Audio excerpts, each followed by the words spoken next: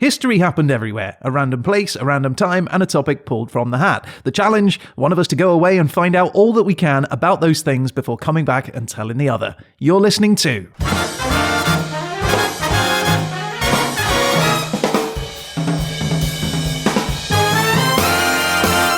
History happened everywhere.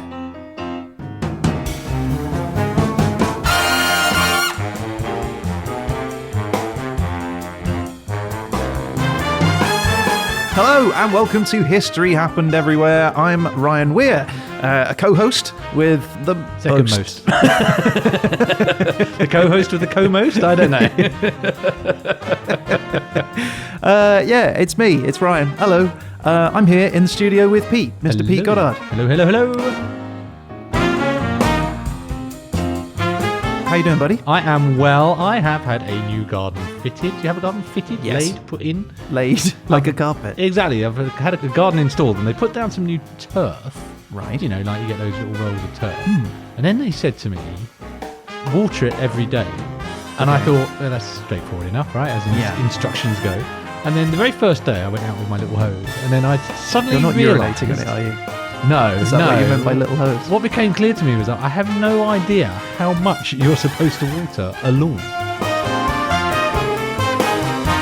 Well, I figured it rains a lot on ground, right? And so I'm trying to reproduce rain. Is that what I'm trying to do? Your own little ecosphere. Yeah, so I'm stood out there with my hose just thinking, when can I stop? Very suburban.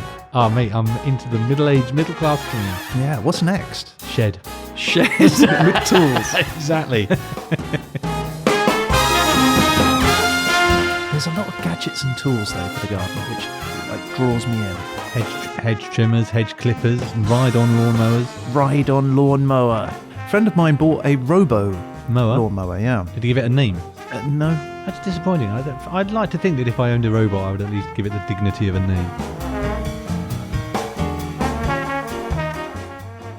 I feel like maybe they'll do a podcast one day. Siri and Alexa. Yeah, tell me about East Timor. We could automate this whole thing. At least they get it right. Not like us. Okay, well, enough of this nonsense. I want to hear more about your nonsense for this week. No nonsense, sir. All pure, high-grade, military standard facts, figures, and stories. Wow. I'm sorry, you actually sold me. I've oversold it. I regret immediately having that. It's too late.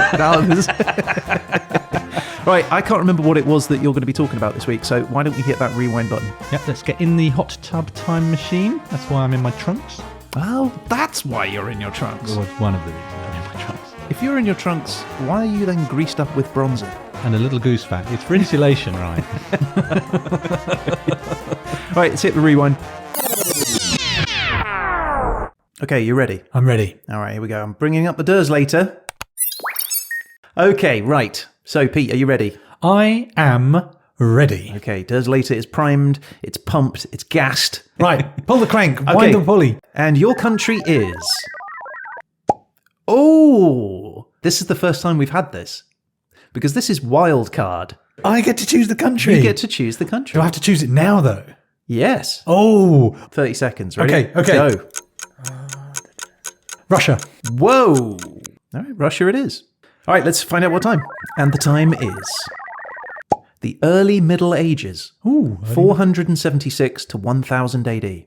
Okay, and your topic? Something extravagant. It's equality. Equality. Ooh. Neat, I like that. So Russia in the early Middle Ages between 476 to 1000, and it's equality.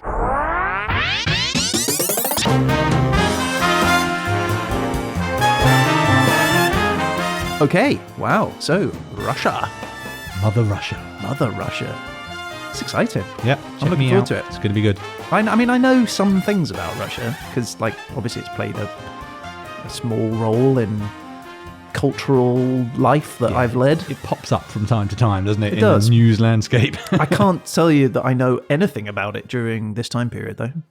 Well, that's how I felt just 2 weeks ago. Yeah. Okay, well, Why don't you orient me? Because I've not even heard of this place. This place, Russia. Russia. The Russia? Yes, Russia. It's pronounced Is it Russia. the People's Republic of Russia? The Russian Federation, actually. Oh, nice. Okay. Yeah, it is. And you will find that it is big. Is it? Really big. That's funny because you'd think I would have noted it then. Yeah. I mean, how it's got off your radar, I don't know, because how many Frances to a Russia would you think? Oh, many. I'm going to go with 20. 31. Whoa, that's a lot of France. Oh, let me put it another way. There were 2 Europes to a Russia. No way. For real? 2 Europes? Yeah. Dang. So basically, it's on a sort of standard map, if you will, that's oriented from Greenwich in the middle. The top right-hand corner of your map, stretching from Finland, Estonia, Latvia on the left-hand side, on the western side, Yeah. all the way over to Japan and Alaska on the other side. Uh-huh. That's your Russia right there. Right at the top. It's more than an eighth of the Earth's inhabited land area. Wow. An eighth. Yeah. Okay. How much? I mean, when you say inhabited, though. Well, exactly. That's a really good point because there are a lot of people there, but not nearly as many as you'd think for some place that's so vast. 142 million people, which is 3 times what the UK's got in it. Yeah, it's bloody massive. There's a load of people, but a lot of it's Siberia. It's cold. There's mountains. There's tundra. Yeah. So not actually as many people as you might expect for that kind of volume of geography. It's famous for a lot of things. I'm going to name a few, which are big furry hats, vodka, ballet, communism, vodka, undermining democracy, caviar, vodka, onion domes, trying to kill James Bond, and vodka. Trying to kill James Bond? Yeah, they're always trying to kill James Bond, aren't they? The Russians? Yeah. Yeah, spies in general, right? Exactly. That Cold War thing. Yes, the Cold War is a big part of Russian history, although arguably at that point it wasn't Russia, it was part of the Soviet Union. It wasn't a country at that time. Good point. So geographically, it's got tundra. It's a lot of flat stuff, basically. It does have the Ural Mountains, so there's mountainous bits. There's a huge Arctic bits that are kind of flat. This is tundra. I mean, you would expect with an area that large that it's going to have pretty much everything, Bit right? of everything, yeah, exactly. So there's also a thing called a taiga, Taiga, which is a swampy coniferous forest. A swampy coniferous forest. Not carnivorous, coniferous. Oh, right. It's like, wow. Yeah, it's got Christmas trees and not trees that eat you. That's a totally different concept. Okay, all right. I was thinking like those Venus flytrap things. Can you imagine a whole forest of that stuff snapping at you? Well, it's a relatively hostile place in many ways, but not in that particular way. Okay. Now, that's really all I'm going to say about Russia because you know what Russia is, right? Everyone knows what Russia is. So I'll tell you a little bit about our period. We've got 476, which is the exact year that we left off last time From East Timor. East Timor. Yeah, that's right. 476 AD. And that's the end of the Western Roman Empire. That's why this is a significant date, why it was the end of the classical period and the beginning of what is the early Middle Ages is what this is. Early Middle Ages. Yeah, so our period is 476 to 1000, which is the early Middle Ages. It has a couple of other names, one of which you will probably recognize, which is the Dark Ages. Yes, I've heard of that. Yes, so the Dark Ages we don't really say anymore, apparently, because it's a little bit implies that they are dark in the sense of being negative, whereas there are 2 interpretations of what people meant by the Dark Ages. One is a between civilizations period where everything was a bit tribal and nasty and backwards, which is the negative interpretation, which is why people don't generally use it anymore. But the other reason the Dark Ages was used was because there wasn't much record keeping. So it's dark in the sense that we don't really know what happened. Okay. And this is why this was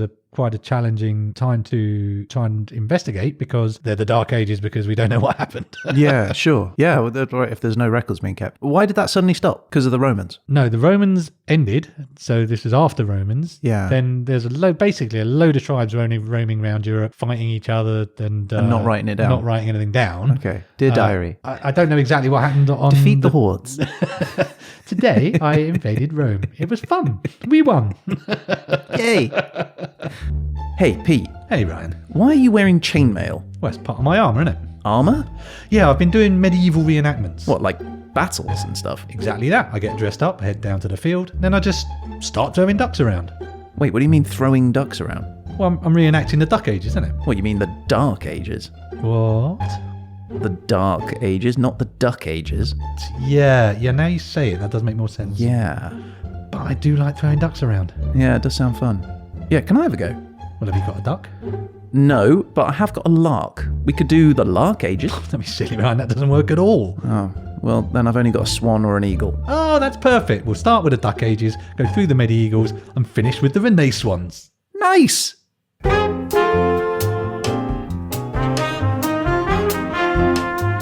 Yeah, so not a lot of diaries of the barbarian people, but it's also known as the migration period, because in this period, a lot of the so-called barbarian people, Huns, Goths, Vandals, Bulgars, Alani, and Franks, all these different tribes are basically running around, taking bits of land and fighting with each other, and it's all a bit of a mess from a historian's point of view. Okay. So, that sounds kind of fun, though. Sounds like there's lots happening. Oh, there's a great deal happening, but we don't know what it was. Okay. Then how do we know it was happening? I'm just assuming because, well, there are obviously there's archaeology, but what there isn't is history. If you define history as things written down, and archaeology tells you what occurred, slightly different things, but we'll talk a little bit about that notion of history and the problems this period brings us. I always wanted to be an archaeologist. Because you enjoy fragments of pottery? Yeah, and digging in the dirt. I like it. I think it's meditative. Can you imagine just having like a whole little bit of grass you've got to dig down into and you find a layer, you've got to scrape away at it with a toothbrush really slowly and just slowly reveal like this gold amulet worn by someone 1,000 years ago. Honestly, that whole description of just gradually brushing, that was making me anxious. Do not like that at all. I'm so impatient. I'll be going at it with a pickaxe and going, it looks like there used to be a pot here, but someone smashed it to buggery with a pickaxe. I don't know how that happened. I would not last long in the archaeology pit. I can assure you of that.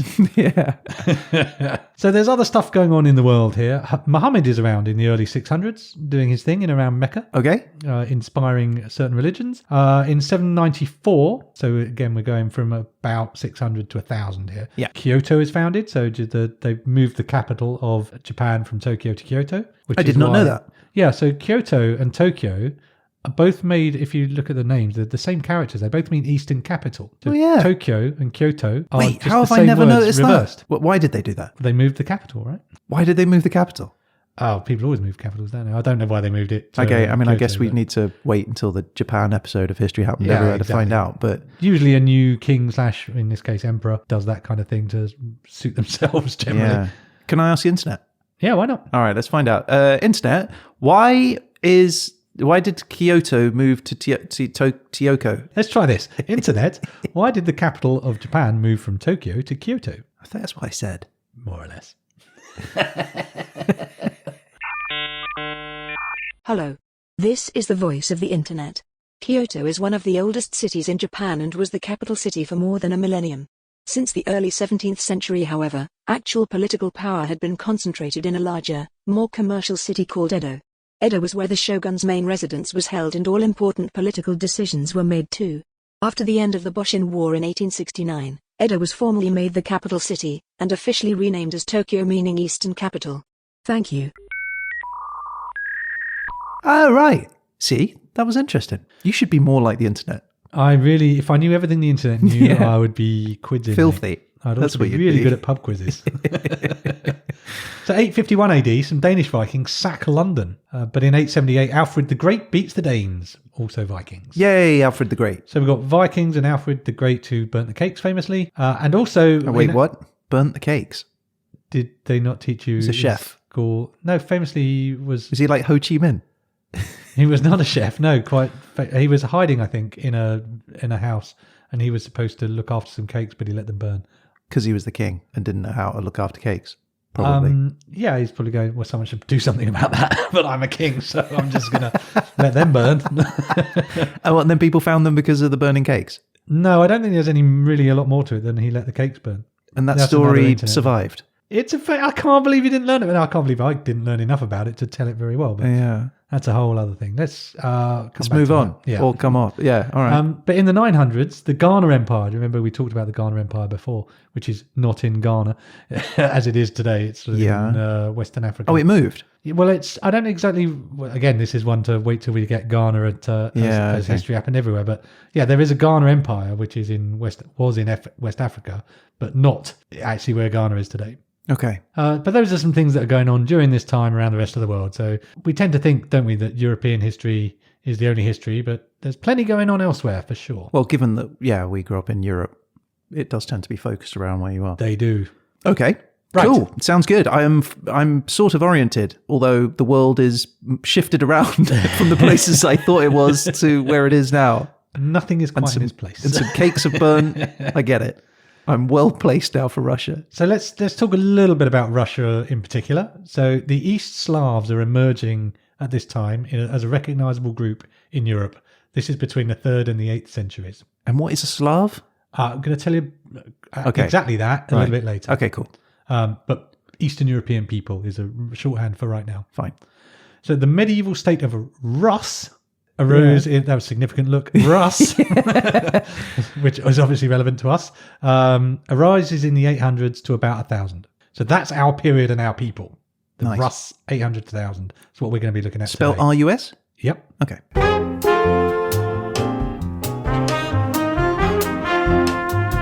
Now after that, the Rus state kind of falls apart. There's a bunch of feudal states bickering, as Dark Ages people were doing.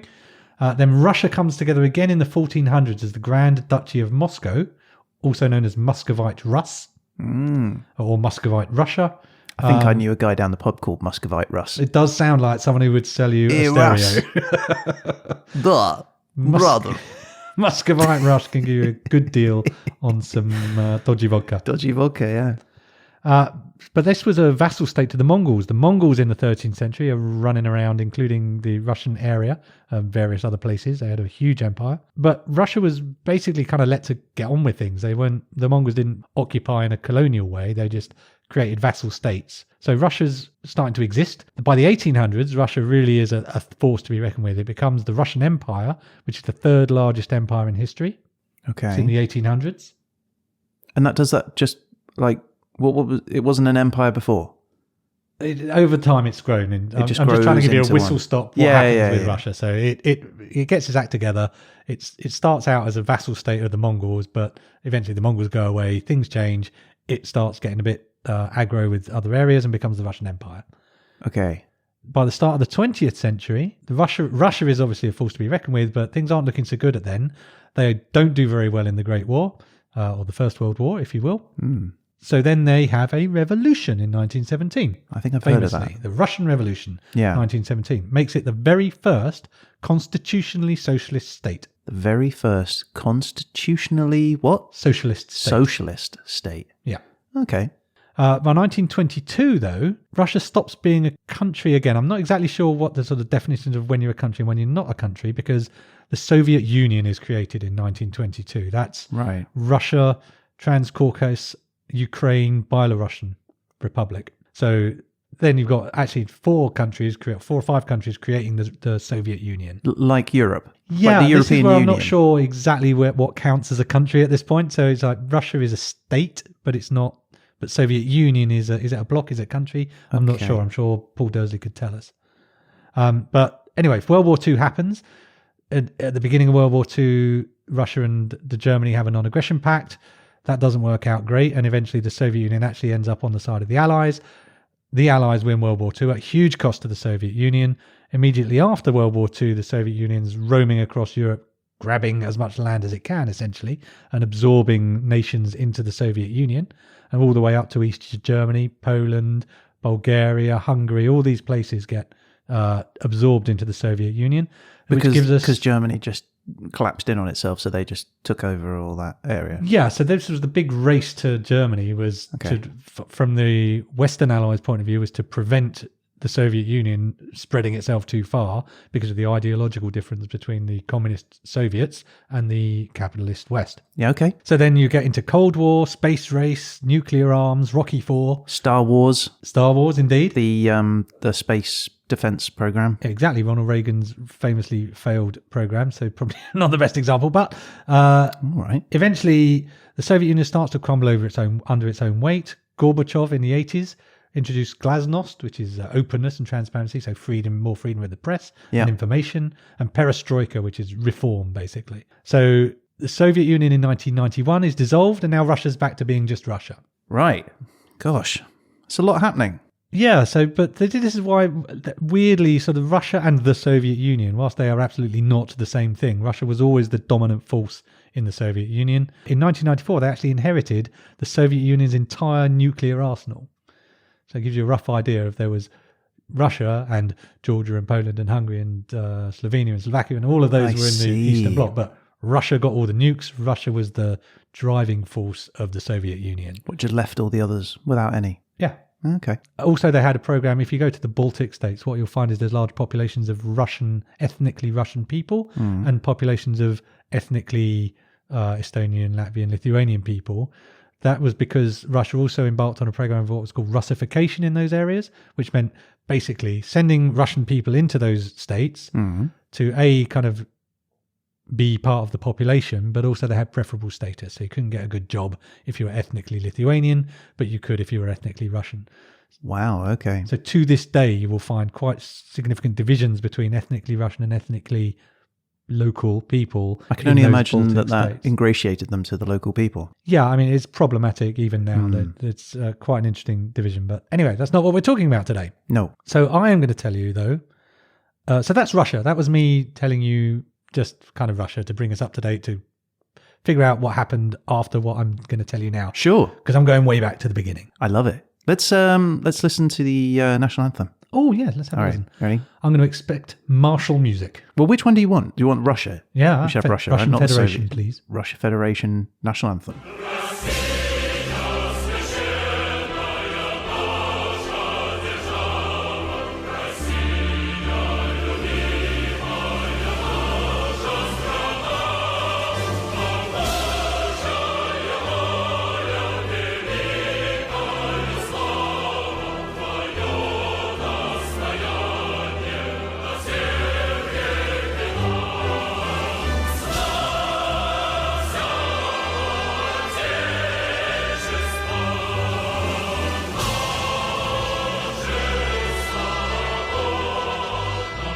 How did that make you feel? Patriotic? I'm ready to invade another smaller, weaker state.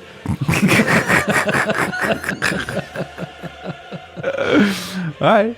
Right. So now I've got to tell you, Ryan, I have a problem. Or I had a problem, which I've resolved in a way. Do you really want to talk about this on the podcast? I do. Because we don't have to. We could turn the mics off if you want. So do you remember when we talked about Uruguay?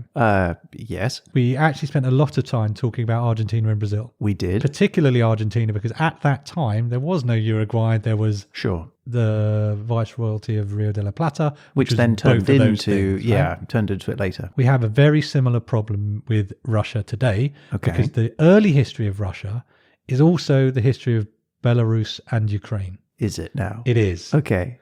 So just to make sure I was okay with what I'm about to do today, I did check with the LinkedIn forum about historians. And I said, I'm looking at the history of Russia. And the first question back was, what do you mean by Russia? So what I'm going to do is I'm going to go with my instincts and I'm going to follow the people who put the Rus into Russia. Okay. I like that. That's cool. I mean, this is the early Middle Ages, right? Exactly. So what I'm going to look at is a period from about 882 to 1000. And this was actually a period known as Kievan Ross. Okay. And that is because it's mostly based around Kiev, which is in Ukraine today. Okay. But it was in Rus then. It was Rus. It was Kievan Rus. This is the beginnings of Russia, right? But what basically happened... So it wasn't called the Ukraine then? No, not at all. Oh, well, then that's fine. Yes, you tell that to Paul Dursley. I will. I will tell him. I'll tell him. So more or less, what we're going to talk about today is the western area that is very far west Russia, which is where you'll find Moscow and St. Petersburg and Novgorod. But it also encompasses Belarus and Ukraine. Okay. Sounds good. That's what's happening. Tell me about it. But I'm still rambling because I'm also going to tell you one of the problems I have. Now, my topic is equality. It is, yeah. Right? Now, there is a famous saying that history is written by the winners. Yeah, heard that. Now, that is very much a problem that we have today because what I'm going to really be telling you today is the story of a single book. Oh, okay. So, is it the Bible? No. It's a book called The Russian Primary Chronicles. Right. Also known as, this one I like, The Tale of Bygone Years. Also known as The Russian Primary Letopis. Wow. I mean, none of these words have meant anything to me so far. Right. Well, I'll tell you what a letopis is.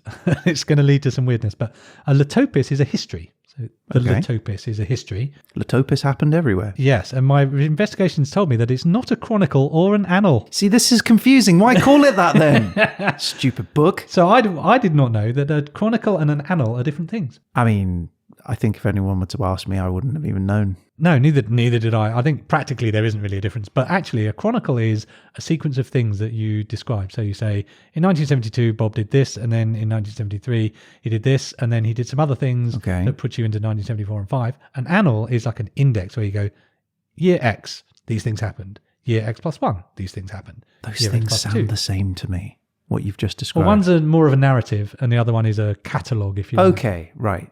Okay, all right, fair enough. So a letopis is not those things because it includes a bit more myth and a bit more fiction, and it's a bit more fast and loose, shall we say. Okay, and who is it normally written by? So I think you're really talking about monks at this point because who's writing stuff down in the early Middle Ages, and specifically the Russian primary chronicle, where all of this information I'm going to share with you today comes from. It was written by a monk called Nestor, they say. Nestor.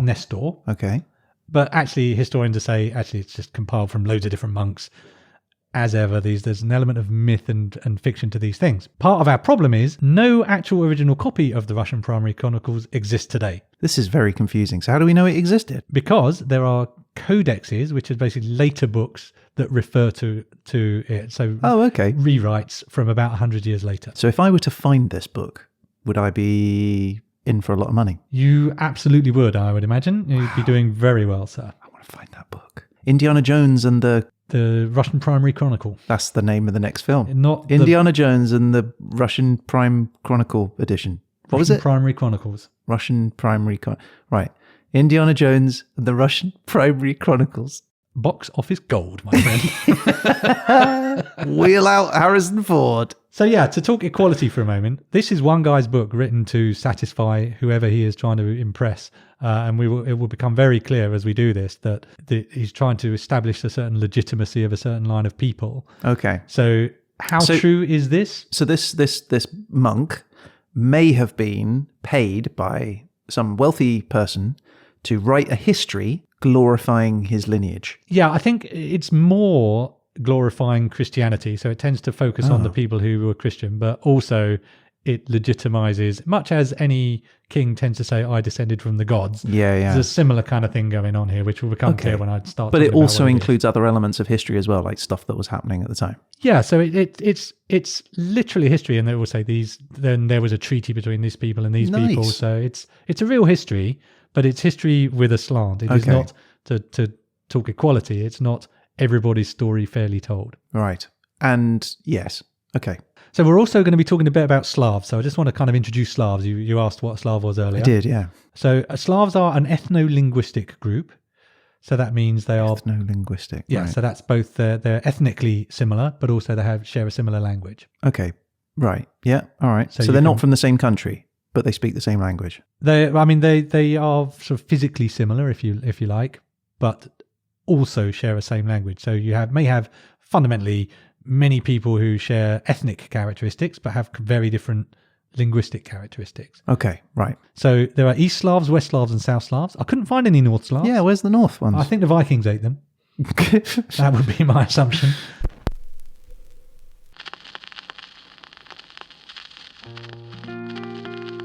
Ladies and gentlemen, the folk stylings of Igor, Oleg, and Olga.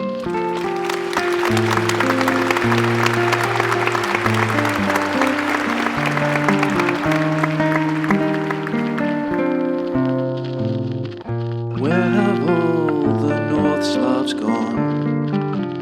They went hiking To the north where Vikings dwell a long time ago. Where have all the North Slavs gone? The Vikings came to welcome them. Oh, when will they return? Oh, when will they return? Where have all the North Slavs gone? We heard screaming.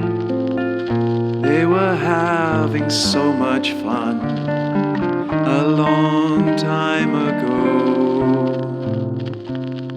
Where have all the North Slavs gone?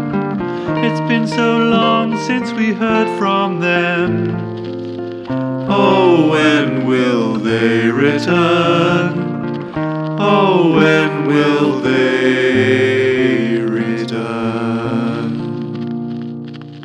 Where have all the North Slavs gone? Red River flowing like the tears we shed for them long time ago. Where have all the North Slavs gone? We keep a seat at the feast for them. Oh, when will they return? Oh, when will they return?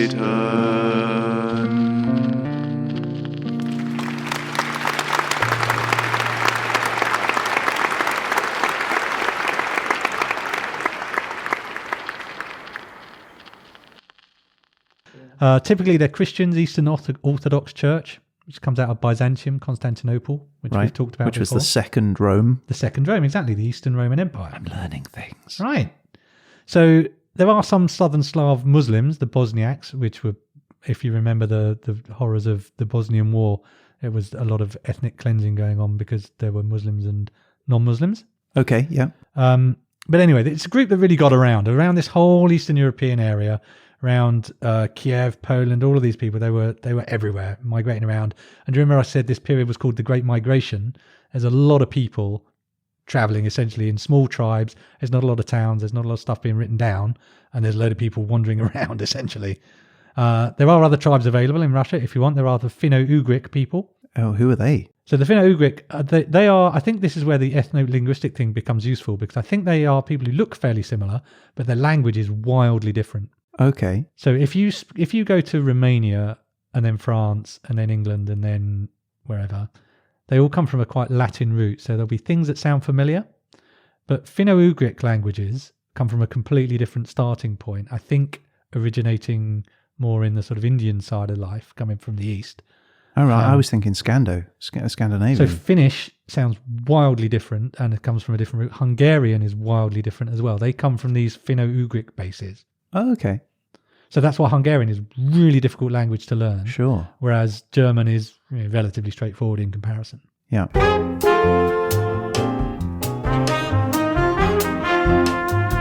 So that's Slavs, that's what they are. So let's go back to our book, The Russian Primary Chronicles, which does start very much at the beginning. And it traces our Slavs back to Noah. Oh, really? So again, remember, Cool. It's written by a monk, so this is kind of your legitimacy thing. That these guys come from Noah, this really important guy. The sons of Noah were Shem, Ham, and Japheth. Right. I thought the Slavs were going in 2 by 2 into the ark. No, I don't think they're they're not like giraffes. Right, okay. They are people derived from Japheth in this case. Japheth was the guy from whom all the Slavs descended. And they settled, according to this book, in Hungary, in Bosnia, Croatia, Bulgaria. All that Eastern Europe area is where the Slavs ended after presumably getting off the boat, I assume. Yeah, I guess so. So just as a slight aside, But I mean, sorry, but Noah's Ark didn't really happen, did it? well, that's a whole other episode. So no, but the flood is fairly plausible. The flood story appears in quite a lot of legends. So it's quite probable that there was a flood. So there was a flood, right? Okay. Now I'm just wondering how this gets linked to them. So at the fresh off the bat, in terms of a historical document, there is a question over its legitimacy in terms of how much of it is true. Well, absolutely. And in fairness, the guy doesn't really try and trace a lineage. He just says they derived from Japheth. He's telling a story, right? Yeah, and he says they settled in Hungary, Bosnia, Croatia, Bulgaria. They were bullied by the Vlachs, the Volatians, if you will, from Romania. They go elsewhere. So they split up into various groups. So what he's trying to do is say how all these tribes all derived from Japheth. Makes sense. Noah, right? Yep, it's how you set up your story. So the one, they turn into 3 groups, one of which isn't particularly interesting, but one is because one of the groups end up on the Vistula River, and they are known as the Pollyanians or the Poland. Oh, Poland. Yes. Where the Poles are from. Exactly, the Polans. So this is, I Polans. think, where Poland and the Poles derive this old tribe. Okay. So there's another group that go into Belarus, but the ones we're interested in settle on the Dnieper River, and there's a couple of groups. There's people called the Drevlians, and they're going to be important. Drevlians. And there's more groups of these Pollyanians or Polans. So it's just an ethnic group, a sort of tribal group, if you will. And they're hanging around in Ukraine, northwest Russia, Belarus, that area. Okay. So what you've got is a load of tribal action going on. Drevlians are happening and a bunch of other tribes.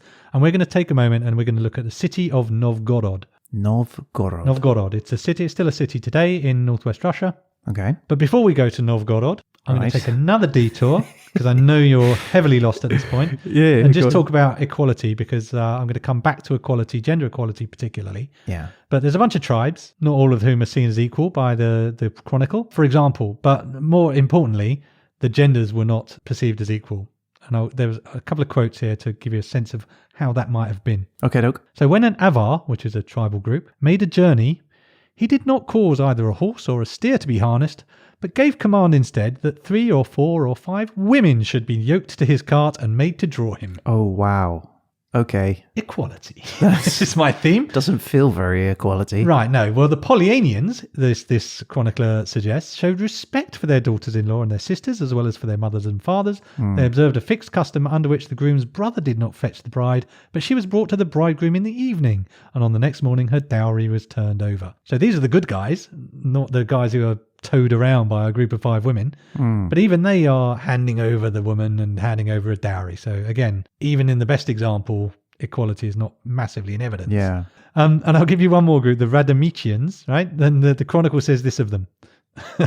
This is totally irrelevant, by the way. I just want to say it. No, it's fine. Hilarious. When the people gathered together for games, for dancing, and for all other devilish amusements, the men on these occasions carried off wives for themselves, and each took any woman with whom he arrived at an understanding. At an understanding. Right? I mean, from the woman's perspective, these guys sound like the best of the bunch. At least you've got an understanding. I mean, yoked to a wagon.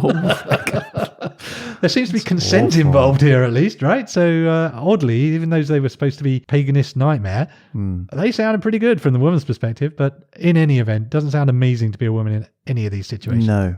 I wonder if there was like a level of hierarchy amongst those women that were yoked. Because you said 5, so someone's up front. Someone's the front woman. Yeah. I don't know, man. This is a road I'm nervous to go down. How would you harness women to your wagon? Probably best not to, in my advice.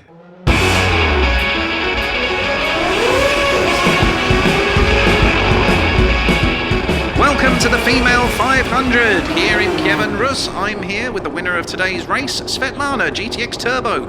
Your first championship title, how does it feel? Fantastic. I've always dreamed of being a race car since I was a little girl, so to cross that line today was a special moment. But this isn't just about me. That's right. Under the hood, it was a 5-woman effort today. Yes, all the girls gave 110%. I'm proud of them all. Obviously, we took a risk when we made an early pit stop, but we had to swap Natasha out because she developed a nasty blister, and that did cost us some time. Yes, it was a long race, but you're looking fresh. Well, our refueling strategy was to hold out as long as possible, but we did split a bag of chips when we really needed it. Yeah, you faced a lot of criticism before the race when you opted for high heel footwear. Yes, but I think the race proved us right in the end. The heels just gave us extra grip as we went through the chicane. Disappointing to see Team Drevlin crash out so early, though. That must have made things a bit easier for you. Well, that's the game, Murray. So, our thoughts do go out to the girls. They've worked really hard this year and they're a great vehicle. But at this level, all it takes is one mistake and you're out. That's woman racing. Yes, well, I understand it's just light body damage, so hopefully they'll be patched up and back on the track soon. That's great to hear, Murray. But the trophy is yours today, so I won't keep you from the celebrations. I can see the girls have the champagne ready. Yes, we'll be partying tonight, but back in training tomorrow. Thank you, Murray. Thank you, Svetlana GTX Turbo. And thank you for watching Slavic Speedway. Coming up next, drag racing.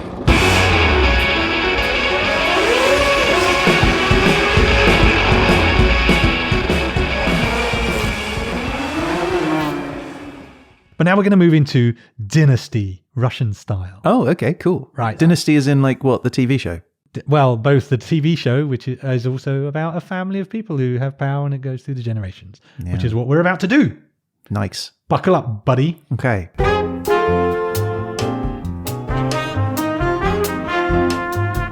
So first I'd like to talk about Rurik Russ. Rurik Russ. Rurik Russ. Nice. Is this like Muscovite Russ?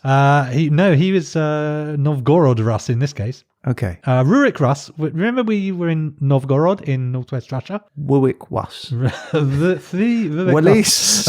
Wuik Was. Well, get this, right? In Novgorod, where our Slavs are hanging out, essentially. Yeah. According to the Chronicle, the people of Novgorod got tired of tribal warring, and in AD 862, they do the most epic piece of outsourcing I've ever heard of. They decide to outsource ruling them. So Wait, what? So what they do, apparently, and this is part of this history, apparently fed up with bickering all the time, they went up to visit the Vikings, Right. Varangians as they were known at that time, or in this book. Yeah. Specifically a chap called Rurik of the tribe of the Rus. Yeah. And they say, and there's going to be a few quotes from the book, and this is a quote, "Our land is great and rich, but there is no order in it. Come to rule and reign over us." I could see that happening. Really? I could totally see that happening. You're telling me that you're inviting in my Vikings. village, I would totally invite them in. Well, because the alternative is they're just going to come knock on your door and kick it in anyway. Well, apparently and if they you're just not got up for fed up with fighting, arguing amongst themselves, and they went, "Someone's got to rule us. Let's go find someone." I'm all for this. I think this is a great way forward. It seems spectacularly unlikely to me that they actually went out to somebody else and said, "Hey, do you want to come and rule us? Because we can't manage ourselves." I don't know. I think that could easily have happened. Well, this is what the Chronicles is telling us. So, but this, of course, is where I was talking earlier about legitimacy, right?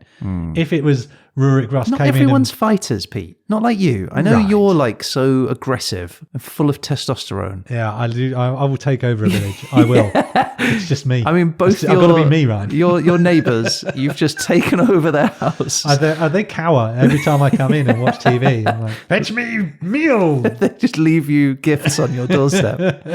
I can see it. I could easily see me just being like, "Nah, it's not worth it. I don't want the hassle. You deal with it. You deal with all the nonsense, the rampaging hordes that keep knocking us down. I'm just going to chill out. I'll pay you my money. I don't care." I'm surprised that you said that, but now I guess you are on the side of the Chronicle. I took this to be a severe evidence that they're trying to prove legitimacy. I'm surprised more people didn't do it. Do I just go to Just all the people went, and go, "Can you "Look, rule can me, you please? just- like- I'm really, this isn't working out." In all seriousness, I think it's great. Oh, hello. Rurik, is it? Bah.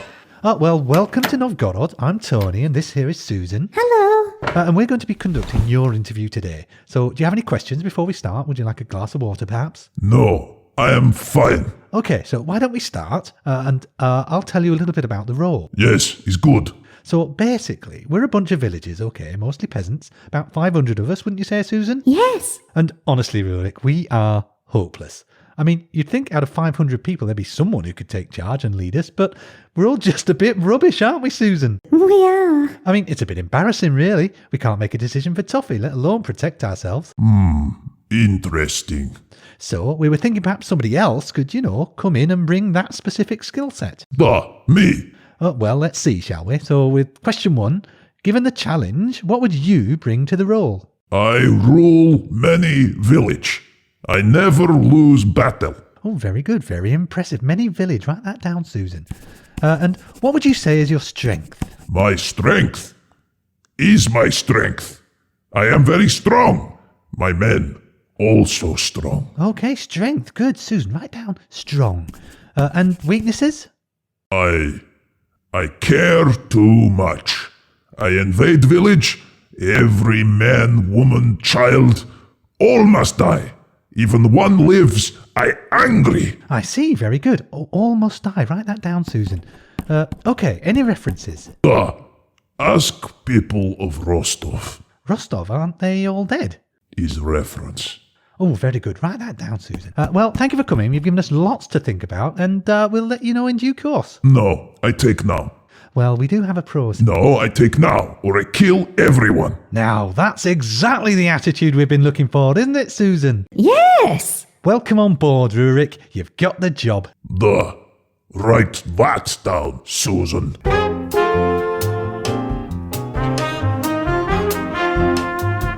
Well, so Rurik, it goes, well, yeah, all right. I'll come and rule you. Sure. Sounds like a good deal. So he brings his 2 brothers and he comes and he rules over the region of Wadwick. Novgorod. Wadwick was? I didn't write their names down, actually, but so that's it. Rurik comes and he rules in the area until 879. His brothers rule little local areas. Wandel was.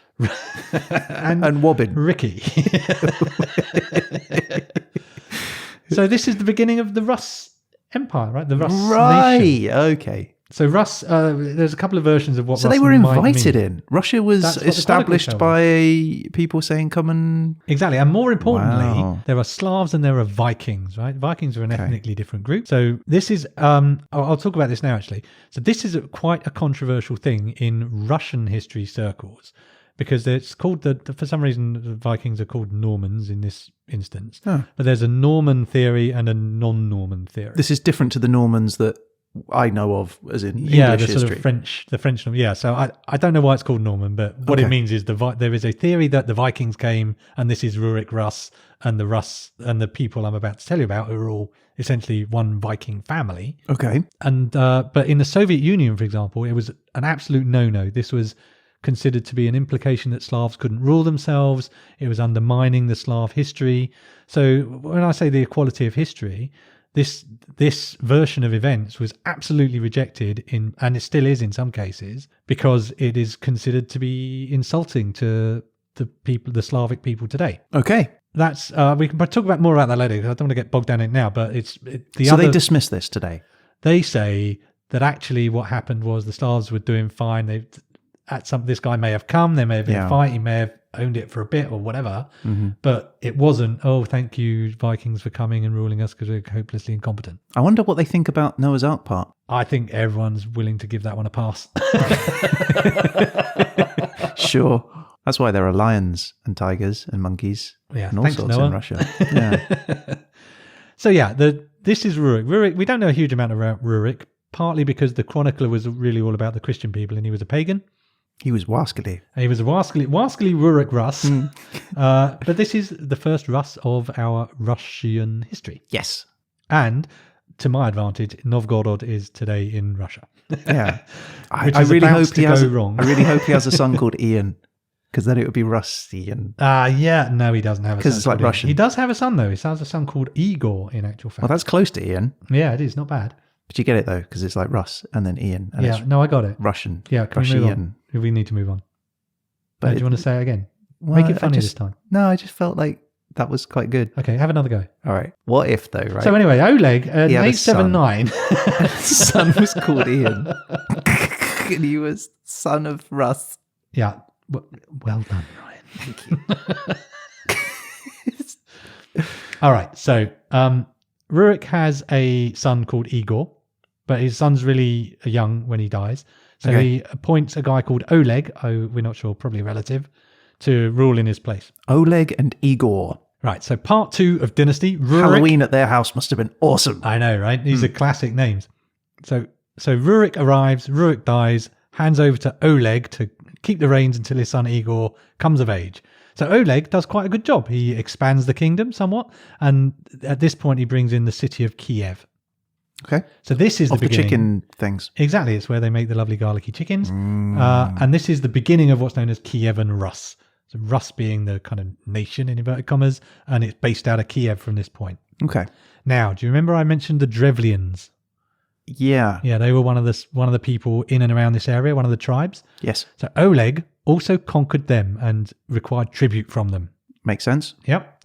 And he also attacks Constantinople even. He's out and about. Okay. He is getting about. He does, right? Probably the most interesting thing about Oleg is he was considered prophetic because at Constantinople they try and poison him when he's having a meal, I guess, with the enemy, like you do. Yeah. And he goes, "No, I can feel that it's poison," and he refuses to eat. Wow. And they're like, "Ooh, this guy knows what's He what, knows right?" his stuff. But only up to a point. Okay. He's not always great at prophecy because he is told by his people that his horse will kill him. Oh. Right. So the quote is, "O Prince, it is from the steed which you love and on which you ride that you shall meet your death." Damn. Right. Imagine telling the boss that. So what do you think he does? He starts riding women. He gives up on the horses and says, "I've heard this No, it great was a specific horse that he was being warned about. So what he does is he says, "Okay, well, look after my horse." He gets it to a horse person. Okay. And says, "Right, look after the horse, but keep it away from me. 'Cause For sure, yeah. it's going to kill me," these guys say.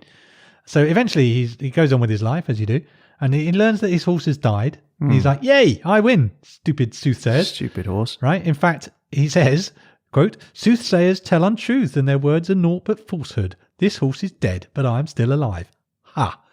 I added the ha. The habit, yeah. I don't think they put that in. So this is where it starts to go wrong. He decides he wants to see the bones of this poor animal. Okay. So he rides off to have a look at the bones. He says, right, come on, bring the bones of the horse out. And he sees the bones and he has a good old laugh. And he goes, ha ha ha. I added that as well. Yeah. So I was supposed to receive my death from this skull. And he stamped upon the skull with his foot. Oh, you idiot. Yeah, guess what happens next? It bit him. Quote, but a serpent crawled forth from it and bit him in the foot. So that in consequence he sickened and died. That wasn't what I saw happening. I saw him getting like a bone splinter in his foot or something. Well, not quite close and certainly prophetically satisfactory. But no, a snake was in the skull, comes out, bites him on the foot, boom, he's dead. That I don't believe. Hey, interesting fact. Did you know that lots of male horses die when they're trying to copulate with a female horse? Because the female horse will kick them in the head and they die almost instantaneously. They fall to the floor with their erect penis and die like that. Apparently that was a big problem back in the 1920s in like New York and the cities, where like these horses just lying in the street where they'd been kicked in the head with a massive penis. Crumbs. I don't know what to say to that. As you were. Thank you for that input. So I think the lesson is don't mess with prophecy, kids. Yeah. So that was Oleg. That was Dynasty Part 2. Oleg, he's expanded the kingdom. I didn't see the snake coming. That was a surprise. Well, at the neither end. did Oleg. No. That was the problem. And do you reckon he shouted, "Oh, my leg"? Yeah, I think he shouted, "I immediately regret this. I should have left well enough alone. What an idiot." Yeah, but his name is Oleg, so he got bit on the leg, so he was probably like, "Oh, leg." Oh, you're making a joke. Oh, me leg. Oh, me leg. Oh, You're being leg. very hard on me this week. Oh, my leg. Oh, my See, leg. if you'd have said, "Oh, leg. I Where would did you have get been much bitten? more with it. Where did you It get was bitten, the- sire? Oh, leg. Oh, dear, oh, dear. That's a good joke. That was a terrible joke. Okay.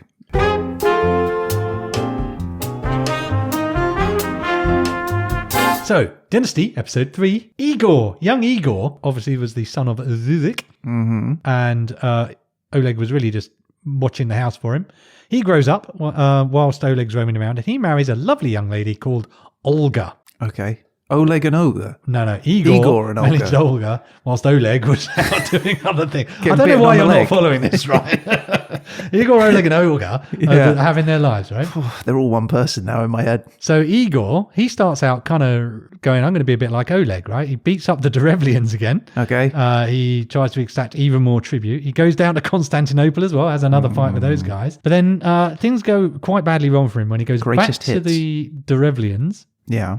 And he says, I'm going to take the tribute that you're having annually. I want it twice. This is a mistake. I know this. Well, let me now quote. The Derevlians heard that he was again approaching and consulted with Mal, their prince, saying, if a wolf come amongst the sheep, he will take away the whole flock one by one, unless he be killed. If we Yeah. do not thus kill him now, he will destroy us all. I mean, that makes sense. You can see their point, can't you? They didn't want to have to do it, did they? No, he doubled their rent, He was an essentially, idiot. and they decided to kill him. Yeah. So now I'm going to have to just skip briefly into a different book, because it doesn't, they kill him, Right. Good. but the Chronicle doesn't tell us how. We've got to go to a different book for that. Oh, okay, cool. The Byzantine historian, Spin-off. Leo the Deacon. Leo the Deacon describes how Igor met his death. Tell me. Quote, they had bent down 2 birch trees to the prince's feet and tied them to his legs, and then they let the trees straighten again, thus tearing the prince's body apart. Oh, good Lord. Ouch. What? Right? That is pretty brutal. Okay, wait. So he stood there or lying down? He's probably lying down, isn't he? And they bend the trees over. So probably a few people each tree. Yeah, I have to hoik the tree down. Bend Tie it your right legs to down. the tree. And then on the command. Ba-doing. Ow. I don't think you'd even get a chance to owl. No. That'd be quick, wouldn't it? You'd hope so, wouldn't you? Yeah, so that's Igor. That actually happened as well, didn't it? Yeah, I mean, you don't make that up, do you? Like that happened to someone, even if it wasn't this dude, right? Yeah. So that was Igor, It was tough in the old days, wasn't it? right? Now, do you remember who Igor was married to? Oleg. Olga. Very close. God damn it. I can understand where you went to Oleg. 'cause, Yeah. very similar. I was going for Lego at first. That was. Well, now finally, we're going to get to the topic of this podcast, which is equality. I thought we'd already got to equality. Oh, no, I'm going to give you equality now. Full mate. on equality. Yep. All right. Olga of Kiev. Yep. Now, you remember the women who were being treated as ponies, I do. right? You'd think women would be like little wallflowers, wouldn't you? Not in those days, no. No, but even so, if they're willing to be wagoned around. Not Olga. Olga is hardcore. Is she? She is. You ready for this? Yeah, please. Let me tell you what Olga did next. What did she do? So You're her husband building this died, up. and the Drevlians think, do you know what? Now that this guy's dead, she'd make a brilliant bride for our Prince Mal, because Right. then if she marries Mal, Mal will own all of the other land and will rule the roost, basically. Cool. Right, so Olga decides, okay, let's deal with this. Ooh. So the Drevlians send 20 of their finest people to negotiate with our lass Olga and say, hey, do you want to marry Mal? And she says, your proposal is pleasing to me. Indeed, my husband cannot rise again from the dead. What are you going to do? She's like, all right, let's do it. Nice. And if he did rise from the dead, he'd be in 2 bits, so God knows how that works. Yeah. So she says, right, hey guys, she says, instead of, just go back to your boats, because obviously they drove over in the boats. Yeah. And come back tomorrow, but don't ride your horses or walk. I'm going to send some people over and we'll carry you in your boat into the town. Yeah, you see, this is where it all gets way too oddly specific for me to be like, this is, oh, sure, I will follow those instructions perfectly and expect yes. nothing bad to happen. Well, in the night, she commands her people. They dig a very large pit outside her castle. Okay. So the next day, she sends the people. They pick up the Drevlians' boat. The Drevlians are sitting in the boat going, this is nice. And the people who are underneath carrying it going, oh my God, this is going to be awful. We're going to be carrying people around in boats all the time. So they think, this sucks. Then they get to the pit and Olga says, well, chuck them in the pit. Lob them in. Chuck them in the pit. And then she bends over. In fact, this is another quote. Olga bent over and inquired whether they found the honour to their taste. They don't love it, to be honest. They don't, which is fair enough, because then Olga buries them all alive. Oh, okay. So it was a big pit. Big enough for a boat and 20 people. So if you were one of the pit diggers, I'm guessing you haven't got the full scope of why you're digging the pit late at night. You've just got the instruction, right? You've got grab a spade. Blueprint, pit. I'm pretty size, guessing depth. you, and there's a few of you, right? So you've got the night shift. You're all down there digging away, going, "Do you reckon this is for?" Like, I don't know, fire pit, no could be a idea. barbecue. Yeah, we but why don't at know. night? Like, why would we do it at night? This is really odd. Something is afoot. This is almost big enough for a boat and 20 people. Right? No. Could she? No. Surely not. But she is but a woman. She is a woman and a half, this one. So let me tell you, mate. She's a firebrand. She is a firebrand. 20 people are dead. The people have been buried alive. The boat is buried. She is not finished. So then Olga sends messages to the Drevlians to the effect that if they really want her presence, they should send after her their most distinguished men so that she might go to their prince with due honour, for otherwise their people in Kiev will not let her go. So she's saying, I'll come to your town if you send an escort of really important people to come with me, because without that escort, my people aren't going to let me go. Right. That doesn't sound true. No one at this point is asking, so those 20 guys we said. And why 20 to negotiate? I don't know. It's a lucky number. I think one word each. But so no one's worried about these 20 guys apparently. So they think, okay, fine. We'll send our noble people to escort this lady to the lovely marriage that we're going to have. They were idiots. Well, yeah. But you know what you want after a long journey to visit Olga? You fancy a bath, don't you? I was going to say lemonade. Well, That's the first thing that came in my head. lemonade. Like a nice cool Well, she gives them all a lemonade, and then she says, what else would you like? And they say, quite fancy a bath. Yeah, that was the next thing. So you know how nobody wants a cold bath? Yeah. So Olga makes sure they don't have a cold bath, because when the nobles get into the bathhouse, Right. her men lock the door and they set the entire place on fire, burning Nice. everyone alive. Oh, but they're in water. Well, it's not that much water, it's just a bath, right? All right, okay. And they've burnt the building down.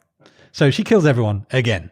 Right, and these are the important people. These are this the second wave of people, the important Yeah. people. She is not finished. Oh, wow. She's really annoyed at her husband being split in half. I told you, she is hardcore, this woman, right? Olga sends a message to Igor the in Drevlians. twain.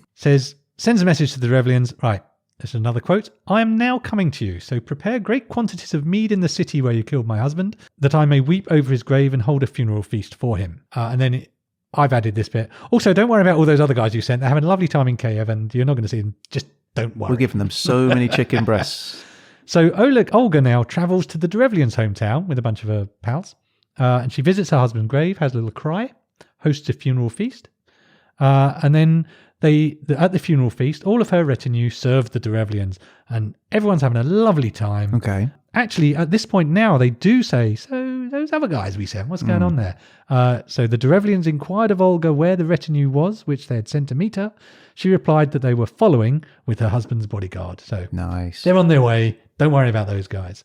So good enough for us, they think. They get down with the drinking and the feasting. And I feel like I'm a bit of a cursed person when it comes to feasting. If you recall what happened the last time I had people at a feast was in Uruguay. Fructuoso Riviera. Fructuoso, everyone got drunk and they fell upon everyone and killed everyone. Well, on this occasion, everyone got drunk and Olga's men fell upon them and killed everyone, murdering 5,000 people. Wow.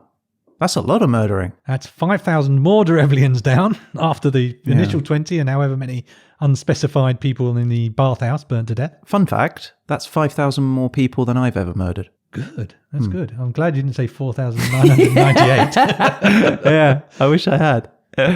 So, let me tell you, Ryan. Okay. She's still not finished. Wow. She goes home, she raises an army, and she attacks the Derevlians. Like, she's just in the old-fashioned way, I suppose. She goes round town to town, beats them, destroys, demands tribute when they surrender. But then she comes to the main city of the Derevlians called Iskarostan, and this is also the city where her husband was killed. Okay. She sieges this city for a year. Wow. She can't get in. So then she goes, right, okay, what am I going to do here? She sends the guys in the city a message. And then, quote again, why do you persist in holding out? All your cities have surrendered to me and submitted to tribute, and now the inhabitants cultivate their fields and their lands in peace. But you would rather die of hunger without submitting to tribute. Seems reasonable. Yeah, but then they say, they're not totally stupid. They say, yeah, but you're going to Kill us all. get us all because of your husband, right? We know what you're like. You've seen on 3 previous occasions what's gone on. We don't trust you. And she says, another quote, since I've already avenged the misfortune of my husband twice on the occasions when your messenger came to Kiev, and a third time when I held a funeral feast for him, I do not desire further revenge, but I'm anxious to receive a small tribute. Okay. Your blood! So they're like, all right, what's the tribute? What do you want? So she says, right, look, guys, I know you're all really broke because of all the sieging that's been going on, and I've been out here for a year. All I ask is, quote, give me 3 pigeons, she said, and 3 sparrows from each house. I bet they didn't see that one coming. They were like, we don't have that many pigeons. No, they're good for the pigeons and the sparrows. Every household has 3 pigeons and 2 sparrows. Well, pigeons, classic, isn't it? Keep pigeons. Everyone keeps pigeons. Each household? Yeah. We're sending messages, I suppose. Right. Racing. And then sparrows just live in your eaves because there's this sort of thatchy kind of experience, isn't it? So anyway, they go, all right, sounds fair. So they put, I assume, in a gigantic box all of the birds, and they come out and they say, okay, so thanks, Olga. I guess we'll surrender. Here's your birds. Thanks, and see you later. So now she goes, thank you very much, and she takes the box of birds and she takes it to her army, and she says, well, she didn't say. So another quote. Now Olga gave to each soldier in her army a pigeon or a sparrow, and ordered them to attach by a thread to each pigeon and sparrow a piece of sulphur bound with small pieces of cloth. Right. So Yeah. far, so this is getting a bit fishy.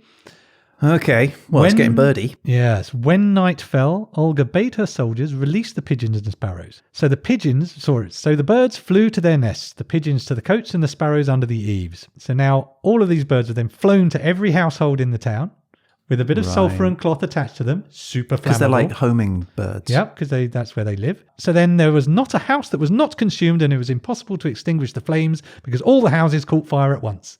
How did they catch fire? Sulphur is highly flammable, so any kind of spark, anything, poof, it's going up. Okay. So basically, did the birds die? Well, yeah, they would definitely have died. Well, that seems unfair. So the entire city or town is immediately set on fire with these bird bombs. It's basically. a conflagration, Pete. It is. And anyone who tried to escape, she killed them as well. Yeah, well, yeah. So at that point, you might as well. Now she's finished. Oh, she is done now, is she? She's done now. So where does she go? Had She just goes home. Revenge. So she rules for a while. That was a woman scorned, wasn't it? She was a hardcore lady. What did I tell you? I like it. That's a film. I want to see the film of that. It's definitely some things, and I'll tell you what it is. So now she's finished. So she continues to rule, but actually, even though she's as badass as she is, she's still only ruling as regent. So she's ruling. Her and her husband Igor had a child, a son.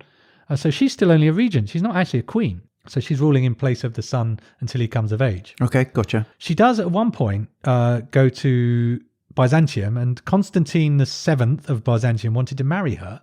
Oh. And she wanted to get out of it. And again, this is the problem of a woman ruler is if you marry, the man is then in charge because of the way things were in that time. I mean, just as Elizabeth I was the maiden queen, she couldn't marry because as soon as she had a husband, she wouldn't be the queen in that same sense anymore. Yeah. So, sexy, passionate woman though, eh? Ever cunning, Olga thinks of a way around this, right? So Constantine says, I want to marry you. So she goes, well, the problem is I can't marry you because I'm a pagan. I need to be baptized in order to marry you. Right? So she doesn't say no. She goes, oh, I'd love to. That'd be awesome. But I can't because I'm a pagan. Yeah. So Constantine says, that's I'll the excuse I've had. Right? Yeah. So Constantine says, I'll baptize you. That'd be brilliant. So he baptizes her and then he says, so what about marrying, eh? And then she replies, by baptizing me, you are as my father and you have called me daughter. Christians are not allowed to marry their daughters. Boom. Clever. Right? And in fairness to Constantine, he says, oh, you got me there, and gives her a load of gold and stuff to say, oh, yeah, fair enough. You win. Yeah. He was stung, wasn't he? So then this makes her the first Christian in the Rus kingdom, right? Just to get out of being married.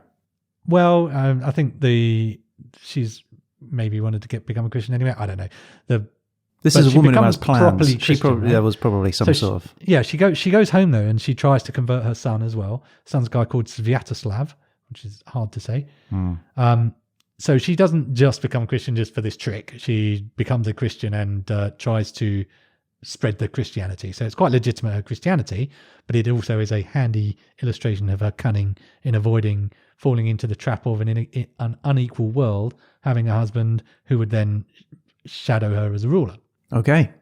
So she goes back, she tries to convert her son to Christianity, but he won't do it. But he does say, all right, I won't persecute Christians, which is pretty good news if you're Christian. The area. As a Christian, yeah. Yeah. She eventually dies in the year 969. So right at the end of our period. I'm ending at 1000, Okay. but I'm going to end with Olga because she's an amazing woman and you got to love her, right? You have a look in your eye when you talk about Olga. Honestly, how do you not love someone this amazing, right? Her grandchild, though, her grandson specifically, does convert to Christianity. A guy called Vladimir, obviously. He adopted Christianity in 988 AD, and that is the beginning of Christianity in that area. So if you fast forward 600 years, because of this, the church names Olga, the burn people alive, bury people alive, kill everyone, set fire to birds Olga. She becomes a saint. Really? Saint Olga? Yep, Saint Olga. And this is what I'm going to end on. This is also in association with an honorific called Isapostolos. So she is Olga Isapostolos, which translated means equal to the apostles. Wow. Equality finally arrived. Nice. That's really good. So anyway, you can murder loads of people, burn people to death, but you can still be a saint as long as you build a few churches.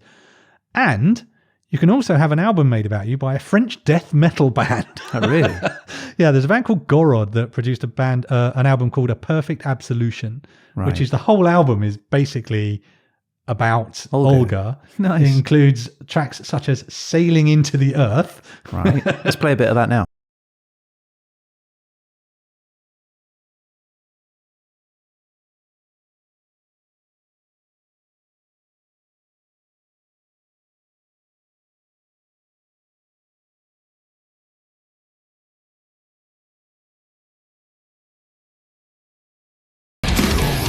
All right. That's awesome. 5,000 at the funeral. Let's play that.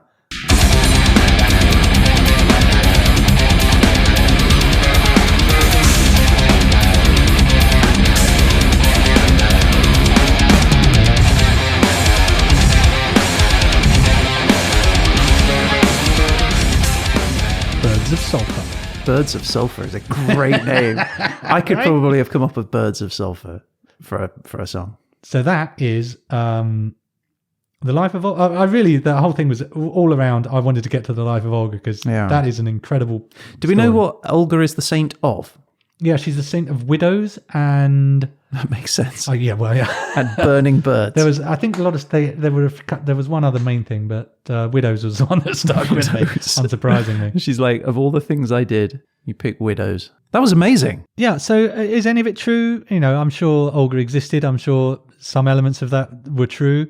How true it was, I don't know. But again, it was about establishing this line of legitimacy of the Rus and the Christianity. So, I mean, it's a good story, and there is no other books to challenge it. So, right, so I'm just going to say it was true. There you go. And I think that as the co-host, the main host, let's just say it, of History Happened Everywhere, I get to validate what history happened. Okay. And that is... Oh, sorry. Cheers. You celebrated yourself. Yay. I get to validate what history happened, and that is history. So, well done, Olga. Olga of Kiev. For what being an amazing a murderer. Woman.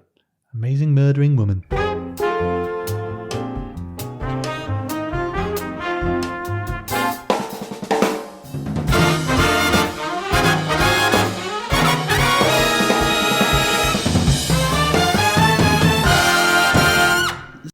So what happened to these yoke women? How come that didn't take off? I can only imagine it was both inefficient, ineffective, and irksome for everyone.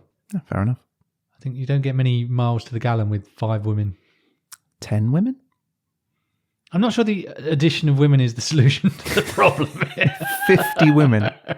I'm slightly worried by the degree to which you're homing in on the how many women do I need to pull my vehicle problem rather than the equality problem. Do you know what I'm actually homing in on?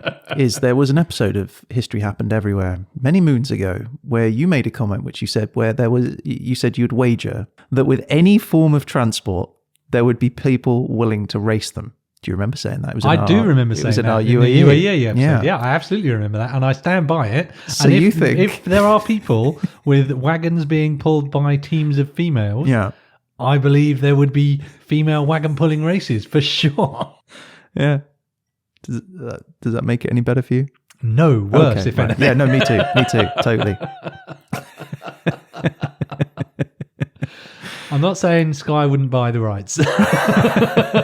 I mean, I wouldn't bet on it, but it's terrible. Terrible. No, of course it's awful. Right, Pete, well done. Congratulations again. Give me a high five. High five. Nice. That was good. You know what time it is? Is it? Yeah. There's a later time. Yeah, but do you know why I'm excited about this one? I do not. Because, well, one, it's because I'm doing the next one. That's a good reason to be excited. Yeah. But the next one, it's a special one.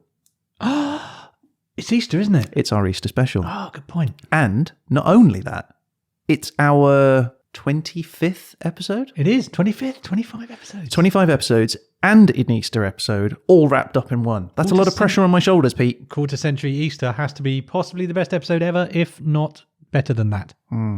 Well, I'm gonna hit the Derzima later, and this time the topic is going to be Easter. Yeah, I think that's what we do. It's what we did with Christmas, didn't we? Yeah. So, I mean, we saw his birth, and now we shall see the death. And rebirth. And rebirth, yes. Which is Famously. the main point of Easter. Otherwise, it would be a much gloomier festival than you'd see today. Okay, let's hit the Durs later. So it's, the engine is running. I've got my foot on the gas. I'm in gear. That valve isn't open, Ryan. You're going to overheat. You're going to overheat. Whoa. Okay, yep. No, I've got it. Okay, I know easy. how to ride the Durs later. So it's all good. It's in safe hands, Pete. Okay. I just worry that you overprime the thruster pump. Okay. So here we go. Right. And my country is Kazakhstan. Classic Easter country. Kazakhstan eggs. Right? Everyone loves a Kazakhstan egg. Everyone loves a Cadbury's Kazakhstan egg. You can't do Borat. You know that. He's not really from Kazakhstan. You see, now I'm going to have to rethink. That was what I was thinking of doing. No. Kazakhstan. Okay, fine. You know, there's going to be loads of Easter stuff in Kazakhstan. It's European, so there's that. I mean, let's find out the time, I guess. That's the next worry. Last Thursday. Kazakhstan. Why is it always hard for me? Life is hard, Ryan. Okay, here we go. And the time is Okay, the Protestant Reformation, which is 1517 to 1648. Oh, that's. I mean, feels okay. I don't know. Just we've over been wrong 100 before. years, 130 years. Yeah. I mean, it sounds Christian-y. What I love about this show is every time we do this, we either go, "Oh, that's going to be really easy," or "Oh, I don't know," and we are never right. No, never right. Never right at all. We always come back the next week and go, "It turned out to be super easier than I was expecting." Yeah. Or, wow, This there was impossible." nothing there. Yeah. I mean, how much was written down in Kazakhstan between 1517 and 1648? We'll find out. How much of that about Easter? We shall also find out. Obviously, we're not going to run the later for the subject because it is Easter. So, Kazakhstan, 1517 to 1648, and the subject of Easter. Good luck. Yay.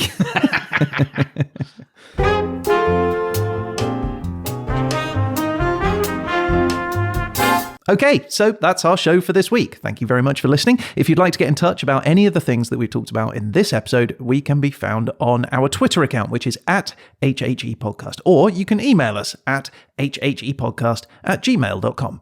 And you never know, get in touch. You might end up featured on a future show. Now, if you really want to be featured on a future show, you can rate and review the show on Apple Podcasts, and we will share with the world what you have to say. In the meantime, you can find and join discussions about the show on Facebook and Reddit, so make sure to subscribe to those, as well as Twitter, Instagram, and LinkedIn, where a hit of History Happened Everywhere will magically appear in your feed every day. Yeah, and I guess we're going to be back again very soon with another episode, our Easter special. But in the meantime, look out for The Verdict. The Verdict. The Verdict. It's our after show podcast, which if you haven't listened to it, it's well worth a listen. We have our judge and jury, Mr. Paul Dursley, who joins us to judge, grade, and basically ridicule us every week about all the things that we've said. If that's not enough, we have a growing archive of old shows which you can download and listen to whenever you want. You can find those on YouTube, your podcast provider, or at hhepodcast.com. Yeah, that's exactly right. Pete, I just want to say again, well done, man. That was awesome. Thank you. Here's to Olga. Olga. To Olga. To Olga. You've been listening to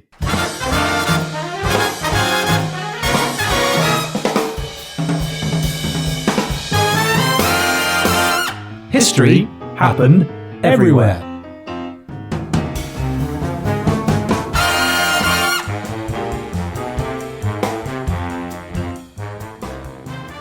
Hey, Pete. Hey, Ryan.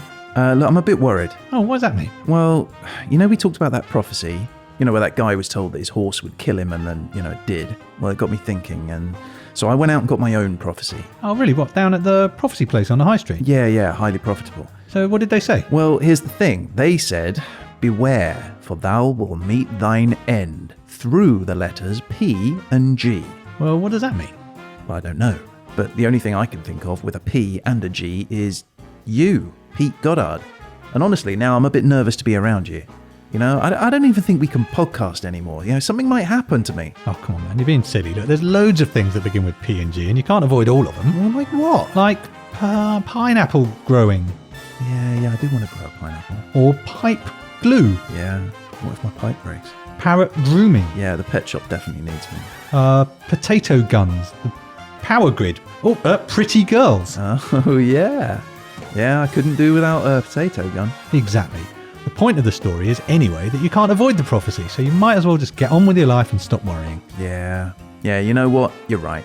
Yeah, I'm glad we talked about this. Yeah, I feel better about, being around you now. Oh, that's great. I'm glad you're feeling better, mate. Cool. I am going to kill you. Sorry, what was that? Nothing. I am. What? Nothing, mate. I didn't hear anything. I thought you said something. No.